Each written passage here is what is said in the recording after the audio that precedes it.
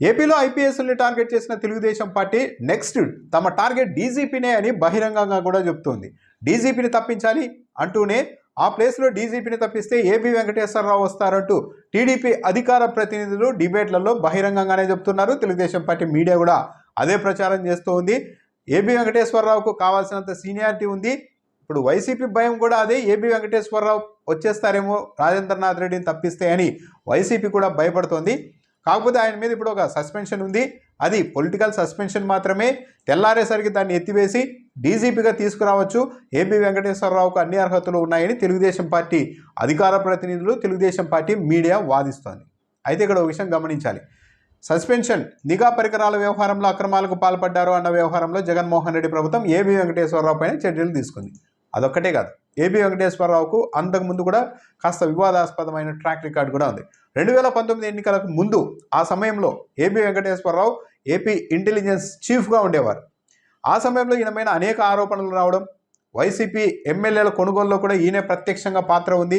ఫోన్లు ట్యాప్ చేసి వైసీపీ ఎమ్మెల్యేల ఆర్థిక పరిస్థితులు, వాళ్ళ బలహీనతలు తెలుసుకొని 23 మందిని తెలుగుదేశం పార్టీలో చేర్పించడంలో ఏబీ వెంకటేశ్వరరావు కీలక పాత్ర పోషించారని వైసీపీ వాళ్ళు కూడా అప్పట్లో ఫిర్యాదులు చేశారు.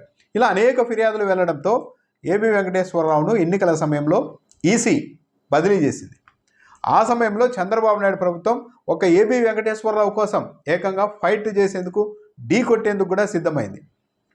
ఈసీ ఆదేశాల మేరకు అప్పటి సీఎస్ ఏబీ వెంకటేశ్వరరావును కడప, శ్రీకాకుళం అప్పటి ఎస్పీని బదిలీ చేస్తూ సీఎస్ ఆదేశాలు జారీ చేస్తే, జీవో జారీ చేస్తే చంద్రబాబు నాయుడు ఆగ్రహం వ్యక్తం చేసి అసలు ఇంటెలిజెన్స్ చీఫ్ అనే వ్యక్తి ఈసీ పరిధిలోనికే రారు, ఆయన్ను బదిలీ చేసే అధికారం ఈసీకి ఉండనే ఉండదు, ఇంటెలిజెన్స్ చీఫ్ అనే వ్యక్తి కేవలం సీఎం భద్రతా వ్యవహారాన్ని మాత్రమే పర్యవేక్షిస్తుంటారు, కాబట్టి ఏబీ వెంకటేశ్వరరావును బదిలీ చేయడం కుదరదు, ఆ అధికారం కూడా ఈసీకి లేదు అంటూ అప్పటికప్పుడు సీఎస్ మీద ఒత్తిడి తెచ్చి జీవోను సవరింపజేసి కేవలం కడప, శ్రీకాకుళం ఎస్పీని మాత్రమే బదిలీ చేస్తూ ఏబీ వెంకటేశ్వరరావు బదిలీని రద్దు చేయించిన చరిత్ర కూడా చంద్రబాబు నాయుడు ప్రభుత్వానికి అప్పట్లో ఉంది.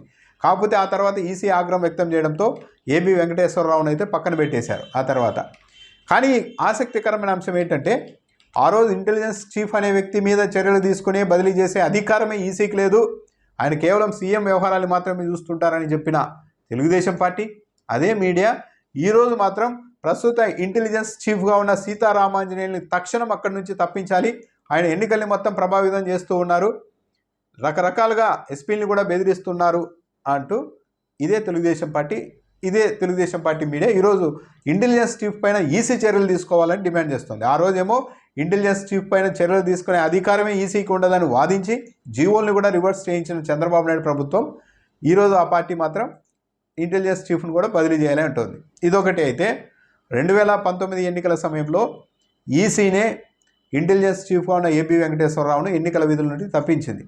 అలాంటి వ్యక్తికి సరే సీనియారిటీ ఉండవచ్చు, అయినా సరే అలా వివాదాస్పదమైన ట్రాక్ రికార్డు, సస్పెన్షన్ ఉన్న అధికారిని తీసుకొని వచ్చి ఈసీ ఇప్పుడు డీజీపీగా నియమిస్తే అదో పెద్ద వివాదం అవుతుంది. ఈసీ నిబద్ధతని ప్రశ్నించే అవకాశం కూడా ఉంటుంది. తెలుగుదేశం పార్టీకి అనుకూలంగా ఈసీ పనిచేయబోతోంది అన్న విమర్శలు, ఆరోపణలు కూడా వస్తాయి.